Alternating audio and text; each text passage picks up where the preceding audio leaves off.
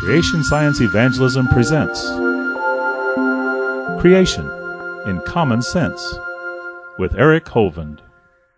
Hey, welcome to Creation in Common Sense. I'm Eric Hovind. Do evolutionists believe in miracles? That's what we're talking about today. Joining me is Jonathan Sampson and Joshua Joscelyn from our creation research team at Creation Science Evangelism.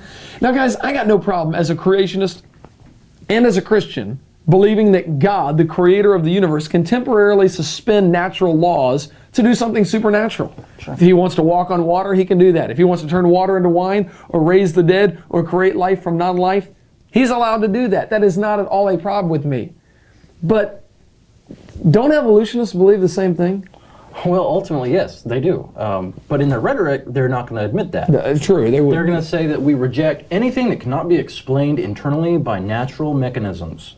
And so, for instance, you've got an example. Dr. Scott Todd of Kansas State University once stated, even if all the data point to an intelligent designer, such an hypothesis is excluded from science because it is not naturalistic. Doesn't matter what the evidence says. Doesn't matter what the evidence says. Even if all of the evidence points to a designer, they're still going to reject that because, well, it can't be explained by natural or internal mechanisms. Wow. But they have their own miracles. It does. This really demonstrates that they're not basing their worldview on observed science. True. As he said, even if all the data pointed towards this, we're going to reject that. They're not based on observed science. They have miracles like the idea that, given enough time, nature and natural occurrences could turn an amphibian into a reptile, or that any animal can undergo vertical change, not necessarily variations, like different colored lizards or different type of dogs. But literally changing from one kind to another kind. But actually changing vertically to another type of animal. This is absolutely absurd. You know, I really like the way that Dave Schock had put it when he said that evolutionists depend on assumptions as, quote, magical mantras that theorists invoke when they cannot come up with a viable scientific answer to evolutionary problems. So true. That quote, by the way, from the assumptions behind the evolutionary theory. Yes, this is a shameless plug for the book, available at drdino.com. Great read, by the way. Great read. So they do. They're welcome to believe that. But they need to understand that's all they're doing is they are believing that. That's not where science is pointing us to. It's a miracle. And there's many miracles or assumptions in evolution. For instance, proponents of the Big Bang will tell you that dust particles and gases can be compressed together without an intervening mechanism. All on their own they'll do this.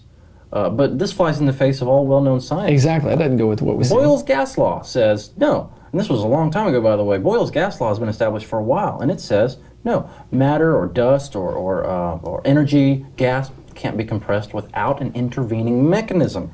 So this is a miracle that they believe on faith. Wow. I don't understand why they can't just believe in the Creator. I mean, surely something had to happen, had supernaturally to cause the stuff to happen. Right. Yeah, evolution did it. I guess it's there. Evolutionists also believe ideas like specified complexity can just magically sprout out of nowhere. As creationists and Christians, we have no problem, like you said before, accepting the idea that Jesus Christ can walk on water, raise the dead, speak a storm into tranquility. These are no problems because He's God and He has that power. Evolutionists have demonstrated, in a quote by Pierre Teilhard de Chardin, he said that evolution is above all verification.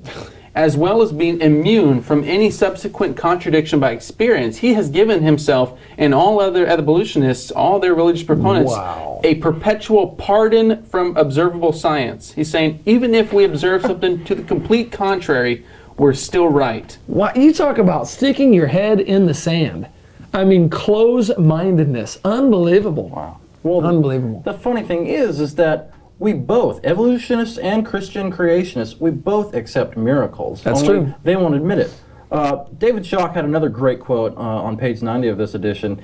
He stated, evolutionary theorists invoke assumptions in the same manner that creationists invoke God for miracles that they can't explain naturalistically. That's so true. Here you have something happening that can't be explained, yet they won't acknowledge the Creator. They won't acknowledge the supernatural of what's going on behind it. That's where they find their problem, because we have no problem. Our miracles make sense because we have someone behind those miracles. It's completely reasonable to suggest that if God exists and He created water, He can walk on that water. Yep. I mean, that is perfectly reasonable, but they're going to reject that agent. In doing so, they create this very self-deluding religious worldview that is extremely hypocritical. Very hypocritical. The Bible says it's the fool who said in his heart, there is no God. Evolutionists just admit it. It's a religious worldview. I mean, come on.